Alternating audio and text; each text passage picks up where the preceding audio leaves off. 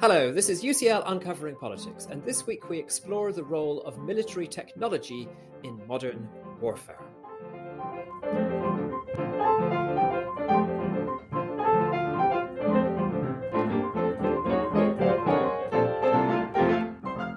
Hello, my name is Alan Rennick, and welcome to UCL Uncovering Politics, the podcast of the School of Public Policy and Department of Political Science at University College London. Despite Putin's expectation of a swift victory, over 1 year on from his full-scale invasion of Ukraine, that country's defenders are still fighting, and indeed fighting back. One important area in which Ukraine has managed to stay ahead of Russia is in military technology. And a new report from the Tony Blair Institute for Global Change examines the role of military technology in the Russia-Ukraine war and considers the lessons that can be learnt from it. Well, one of the authors is our very own Dr. Melanie Garson, Associate Professor in International Conflict Resolution and International Security here in the UCL Department of Political Science, and also Acting Director of Geopolitics and Cyber Policy Lead at the Tony Blair Institute. Regular podcast listeners may remember our episode with Melanie last November when we focused on the role of global tech companies in Ukraine. And I'm delighted to say that Melanie joins me now to continue the conversation. Melanie, welcome back to UCL Uncovering Politics. And I thought it would be good to start with just a bit of a background on what the Tony Blair Institute actually is. So what is it? What are its aims? What sorts of questions is it asking? So the Tony Blair Institute for Global Change works actually across over 30 countries. We are just under about 800 people working quite closely to help equip leaders with radical but practical plans for governing as a whole, and very much thinking, underpinning that where tech sits with it, and that most politicians in many countries often treat technology as a side issue, and that protects real dangers. And how do we really make sure that it's part of the transformational change of what will be the 21st century strategic state? And do you want to give us a flavour of the sorts of issues that the Institute is working on at the moment, beyond your own area of focus? Absolutely. I mean, we work on everything with helping politics, what's an optimistic political vision for strategic states and what are the outcomes they want, thinking of economics and public financing, how do we fund and support that kind of state, from climate and energy policy, how can we think that the strategic state can achieve net zero, how do we shift to preventative and personalized models of medicine that improve quality and quantity of life, definitely on the science and tech side where we help people generate the ideas to build the companies that help countries flourish, and from geopolitics and thinking about how we can really build that open and interconnected and secure world where each human can prosper. And we'll go on in just a moment to talk about a recent report that you've co-authored. But do you want to give us a sense of your kind of overall, your personal overall research program and the sorts of issues that you're looking at? Yep. So my work really sits at the heart of what I call tech geopolitics and particularly cyber. So thinking about that secure, interconnected world and where the internet ecosystem is fit for purpose for everything that we need to overlay on top of it. And from a geopolitical perspective, that now involves everything from the subsea cables that run across all parts of the world that we don't think about at all, and all the way up to now space, and where the satellites are part of that communication infrastructure and everything in between. So that's where making sure that there's service is operational, but also that it's, if you want, clean like running water in some fit for purpose, in the sense that the information ecosphere is fit for the kind of democratic politics that we need, and that also that our economies are protected from the kind of cyber threats and the things that we usually think about when people say the word cyber. So really rather a large and ever expanding surface area that we think about. Sounds like you have your work cut out. Lots of big and important issues there. So let's focus in then on military technology. And this may seem like an obvious question, but I think it's useful to begin with what actually is military technology? What are we talking about here? What kinds of things are included within that concept? It's really interesting because in some ways that nexus has got a lot smaller. So military technology, generally we think about it as the application of technology for use in warfare. And we usually think about that as tech that doesn't have a commercial application or it lacks any sort of usefulness in civilian life, or that you need particularly military training to use it. But as I said, that line is super blurred now because we're thinking a lot about dual-use technologies, and dual-use technologies have always existed. So if you think about a knife, it's easily, think about how it was used to kill someone or how it was used to cut your cucumbers. But on the other hand, when the sword or various sort of uses of the sword came around, its efficiency or its effectiveness was really altered by the extent of the training and your expertise in using it. And in terms of kind of concretely particular things, you focus quite a lot in the paper on drones and these sorts of things. So unmanned, what's the phrase? Unmanned aerial vehicles. Is that the right phrase?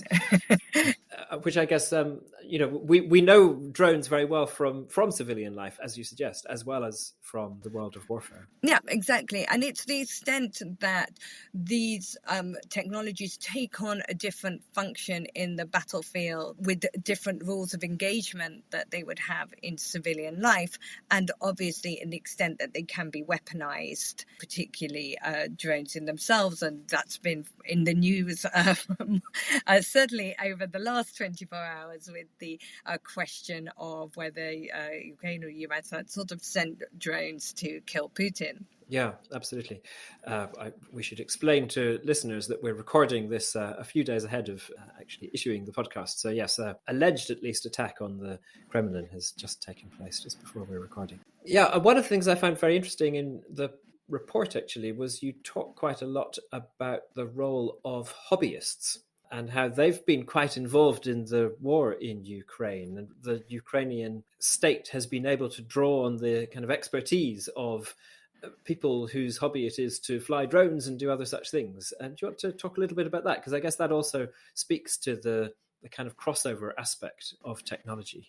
Yeah, it's been a really interesting aspect, both in, if we're thinking in the cyber domain, and a lot of people have thought about it originally, of thinking of the hacktivists that joined the army, but these sort of being able to have that agility to draw on this platform of people engage in the ecosystem. And when the ecosystem is not as centralized, and the difference is we draw in this is the distinction really with Russia, where everything has been very formalized and centralized, and the nexus between civilian and military technology is very closed, or close and closed. So once those people are always involved in the state, it makes it difficult to exponentially grow that. Whereas in Ukraine, they've been really able to integrate these different flows of both civilian and military tech and the people themselves, and using the companies and the private companies and the people that have trained on some of these systems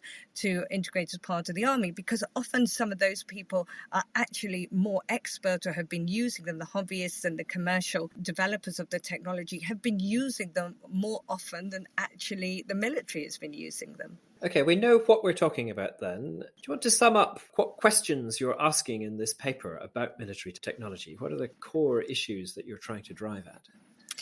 Well, one of the things that we're trying to drive at in this paper, and it's thinking of what I call intelligent power in what we call an artificially intelligent age, it's thinking about how we have to rethink, or how modern militaries have to rethink, both where the development of their technology is happening and also the agility of the supply, how they're going to access these technologies, and also what the technologies actually rely on, which is also on the communication networks in this. So really that defense and strategic stability are no longer just about this big, how much can you spend your way out of it, but also fostering this environment where the military can act coherently in all different types of warfare, whether that's physical, cognitive, and virtual warfare. And that needs a greater sort of joint conceptualization with commercial entities, or if you want, the sort of obviously individuals that are working on that.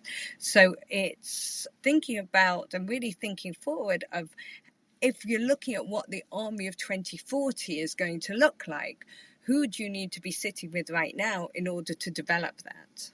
And what's the answer to that?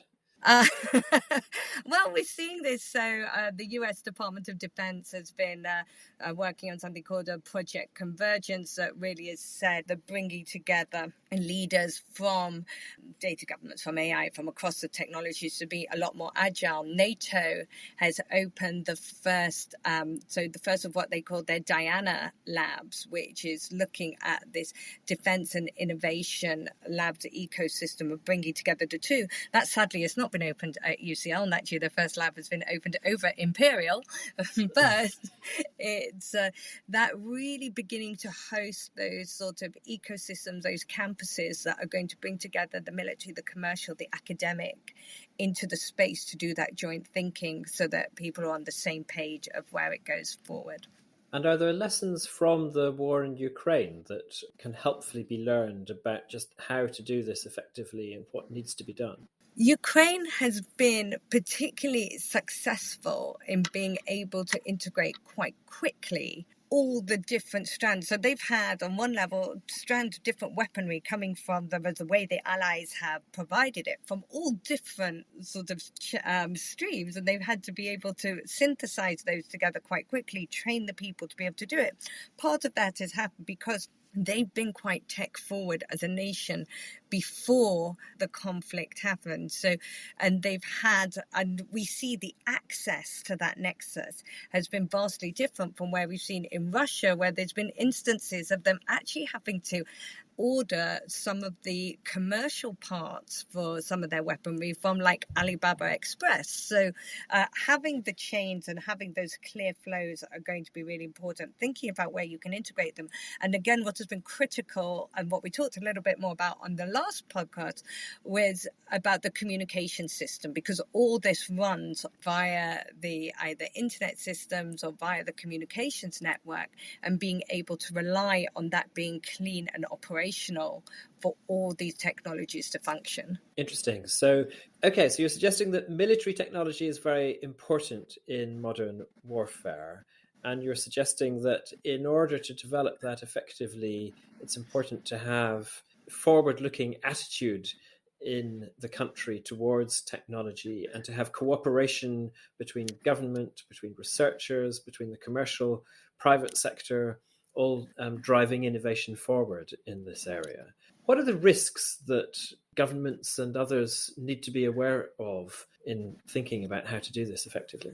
Well, there's always that risk of thinking about the extent. I think with any of these technologies, the key thing becomes actually the tension between the policy on it and the innovation, and where there's sometimes a disjunct with that, particularly on emerging technologies, and particularly the extent of where the private sector may have the advantage on some of these technologies before the military, and certainly before that policy catches up with it, but policy fearing that clamps down on the innovation too quickly. But that's why it becomes even more important to have these close-knit tech ecosystems. So the advantage of having the close-knit ecosystem that allows that mutual sort of beneficial circulation between the sectors, that has that kind of transparency,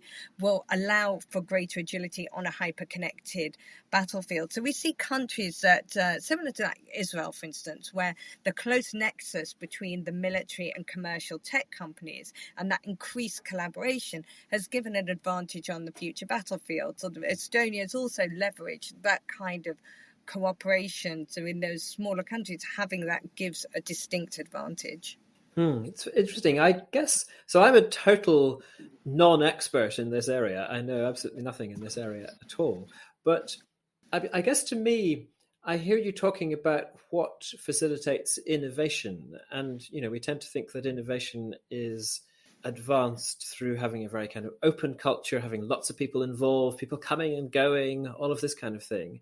And then when I think about military technology, I kind of think, well, you've got to be very careful with that. You've got to be, there's lots of it is secret. You've got to be very sure that you know exactly who knows what, and the wrong people don't find out things. So it feels to me like there's a tension there between, on the one hand, the needs of innovation, and on the other hand, the needs of security. Is that correct? And if so, how can you deal with it effectively? At the heart of this is that these are all dual-use technologies, or most of them. I mean, other than even nuclear, it's a dual-use technology. So these are all going to be used in multiple ways, and thinking about how they're enabled in different spheres will make sure that when we bring those together, I mean, obviously there's legal ways of thinking about that, the contracts and the NDAs and how that's all brought together. And yes, there's always in any, system, and we saw that with the Discord leak. So someone that goes rogue and leaks all sorts of information and papers, and sometimes that does happen. But in the end, the military aspect of it will be how it's then enabled and how it's used, and then how it's strategically used. And that bit of it can still be kept to a point secret. You're not necessarily sharing your strategy, but you are having a closer conversation of just making sure that absolutely at the edge of the technology being developed, and that's also being developed responsibly, because sometimes it's a two-way street. Sometimes the military might see the dangers in some of the technologies before the commercial entities actually see it as well. And so you've talked about the kind of ecosystem that you need to get going, and you've talked a little bit about some places that do this well. So Ukraine does it at least better than Russia. You've talked about Israel doing this relatively well as well. Is it possible to kind of define the conditions in which things are going to work well? Is it possible to kind of take a step further back and understand, what do the politicians need to do? What do the commercial actors need to do? Are there particular background factors that are important in determining whether a country is successful in this area? Yeah, I think where we think about sort of at the political level, and I think this goes through the whole of society, and really thinking about security and defense, if we even just step back from the military technology, because it's a really small part of what we think about as security and defense for a nation as we go forward. But at the highest political level, we're going to have to think about how a country thinks about using tech to transform and modernize. And that's really a big part of that is going to be investing in tech and AI era infrastructure. So moving away from very siloed structures and duplicative structures towards a lot more of a shared and interoperable infrastructure, and thinking about the platforms where these can be made to share the sort of learning and that kind of agility. Really thinking about being more agile and responsive and targeted, things that governments and countries aren't usually great at. But I think behind it, these partnerships really need to have real clear purpose. So you have that sort of greater appetite for risk and innovation, but also bring in that greater expertise and link from between government, between military, between the private sector, that can really inform the direction going forward. I should, of course, ask, we're talking here about military technology, the use of AI in war. We've heard a lot in recent weeks about concerns about artificial intelligence and how it might have potentially highly detrimental effects upon the future of humanity. And many of the most sort of lurid future scenarios that get talked about relate, of course, to the role of AI in warfare. How worried should we be, and what particularly should we be focusing our worries on? There is a lot out there at the moment, and generative AI has certainly been a game changer. And it's not one that's been unanticipated. And I think it was really, I think Craig Martell, who's sort of in the US, was talking this week about generative AI, and particularly in disinformation. And it wasn't just the fact of what it can create, but also the way that it sounds authoritative in what it's doing. So it opens a lot of questions of how we use it and where we look at, but also sort of thinking a little bit of, is it overhyped? Where can we spot it? And it comes back to anything along the development of these technologies. And we said there's sort of dual use in the sense, I always say with every capability comes great vulnerability. We always have to think about where are the vulnerabilities within everything that we build, and then trying to pre-think. I mean, and often I say they're also dual use from the other side, in the sense that they can both be good and bad, right? People can use them for good, or they could use them for ill. And so, and the irony in a lot of this tech development is from the internet itself, is that the people who think about the tech, these amazing, great thinkers, are huge, massive optimists. They're usually trying to solve a great problem. And they never anticipate when they create it that somebody's going to do something awful with it. It's just, that's the great power in the people that are thinking this through. And there's a tension between, well, we don't want everybody always thinking about every awful application or something, because that will constrain innovation. So it's thinking about where in the system do we need to promote the responsible use of the development? Where is it being used? Do we know what's in it? So thinking about things like software bill of materials, or where we think of, do we know what's in the black box? Do we teach people to use things responsibly? Do we, and this is kind of, it's a lot of work we do when we think at TBI, and the thinking about the strategic state and thinking about the tech-enabled state, where we take that, we step back and say, okay, what do we have to build into the system that this actually works for us, and that we can make it work for us and with us? So lots of interesting questions of human and machine teaming. And I think it was a useful quote that I heard recently about generative AI in particular. It said, it's not like having the CEO answer your question. It's like having 1,000 interns do it for you.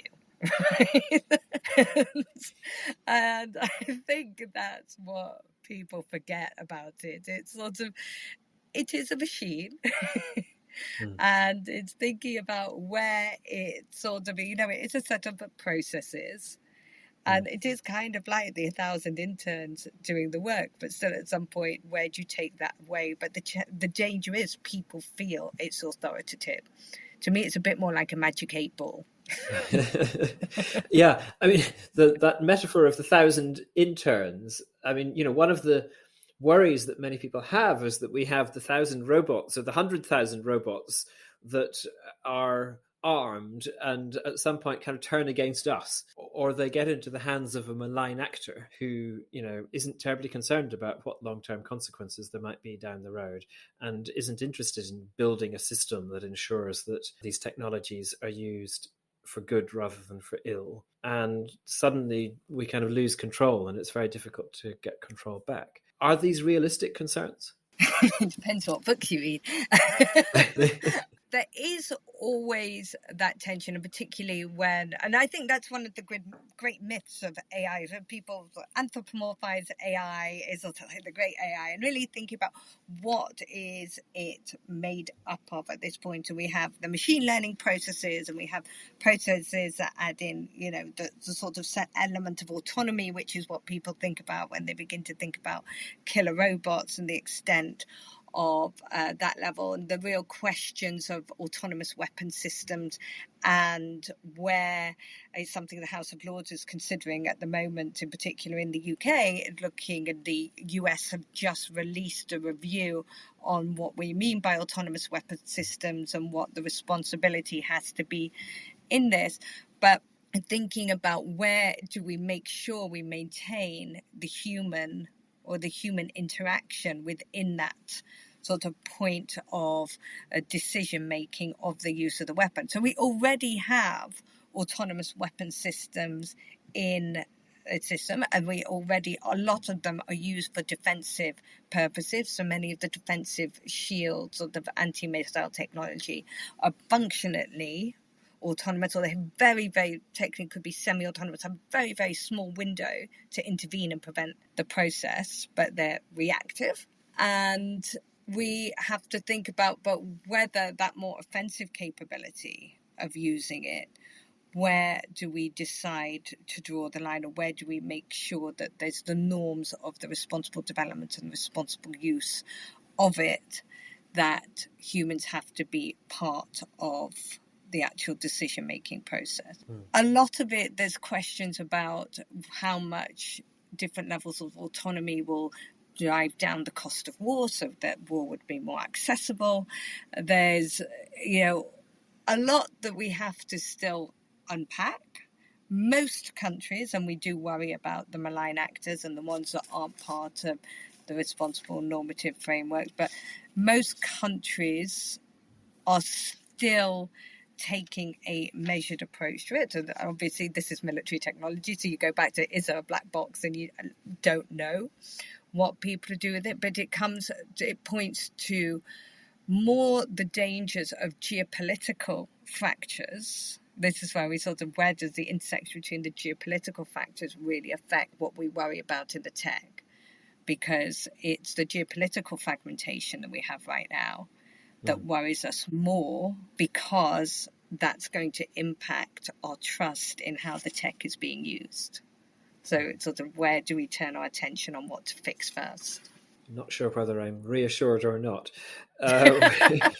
We're coming close towards the end, so let me just ask you one final kind of wrap-up question. What are your top specific policy recommendations in light of all the work that you've done, in light of the report, your new report here? What are the key particular things that you would want to get across to policymakers today?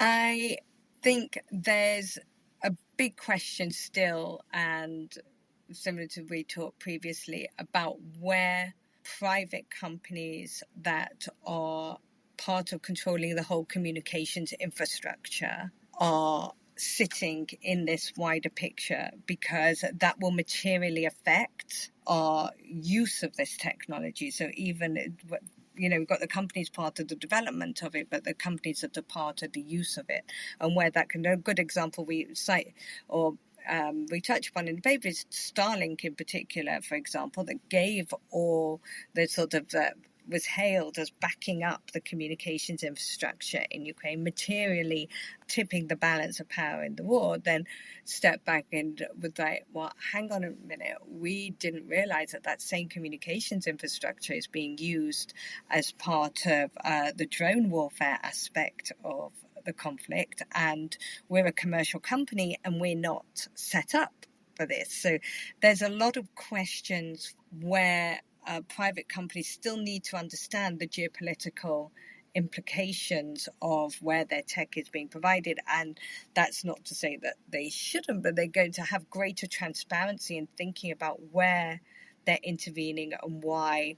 If we look at what's happening in Sudan today in the internet, is if anyone's following internet connectivity and access, where there's blocks and where there's not, and do we see the kind of response, a much more complex conflict for any commercial entity to think, well, do we get involved now? It's really messy, but the principles we went into one, should they stand in another, and how do we make that rationalized? So I think having greater transparency, given the amount of power that is concentrated privately in that infrastructure, is really, really important.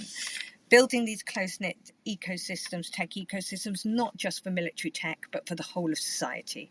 And that goes for education, that goes for environment, because that is all part of what is security and what is national security and economic security in today's world. Making sure that's really even-handed. So you've talked about AI. We're doing a project, we'll talk about it on another podcast, on what is access to the future of compute, right, which is the massive amount of power. So we've touched on generative AI that relies on sort of these large language models, require a huge amount of power to do that. Not every country is going to be able to build that. And do we have the potential for a new digital divide, or do we have to think really cleverly as to how we provide countries with the access to compute power that they need to do all the data-driven decision making, all the aspects of technology that can really be used for good.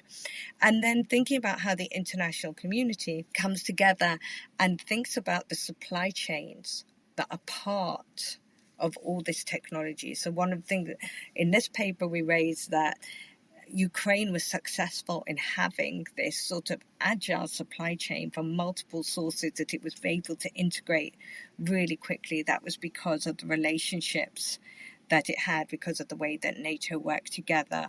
That might not be the case in every country, in every system, and not just a geopolitical crisis that's a conflict, but maybe one that's driven by a volcano eruption or an environmental event. Or sort of how do we think about that technology supply chain for critical needs that is coming together, and are we as an international community set up to underwrite that? Not just in Ukraine, sort of what are the lessons we take away and take that forward. And it's going to be really interesting to see how things like Diana, how the Innovation Accelerator comes out, and sort of what the impacts of that in the future. But certainly on the cyber side, Ukraine's benefited from having multiple nations coming from like the Cyber Center of Excellence, that they've all worked together, provided that advice, and to be able to strengthen as part of that collaboration. So increased collaboration and cooperation, information sharing is actually the key to unpinning some of the fears that are founded by some of our dystopian visions of where AI or any emerging tech can go. So if I can sum all of this up in one phrase, it feels like fostering close-knit tech ecosystems, which is one thing you said there. It's just absolutely fundamental for all of this, making sure that the relevant people in governments and private sector, researchers across the globe, so far as possible, are speaking with each other, engaging with each other, thinking through these issues collaboratively and collectively. That's the key thing. Yeah, not just, it's move fast, and sometimes philosophy is move fast and break things. We might have to move a little slower and keep it all together, but make sure that we still get to the outcome. And I think it's it's stepping back and having that picture of what's the outcome we want here, and are we building towards that outcome? Well, fantastic, Melanie. Thank you so much. It's great to have you back. And as you say, I think we'll need to have you back on several times.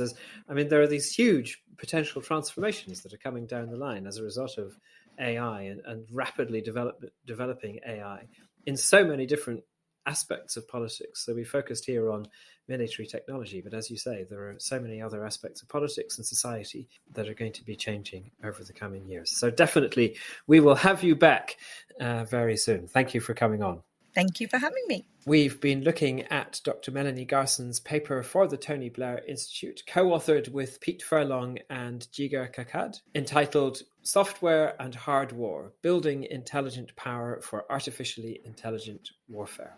As ever, the details of the paper, including a link, are in the show notes for this episode.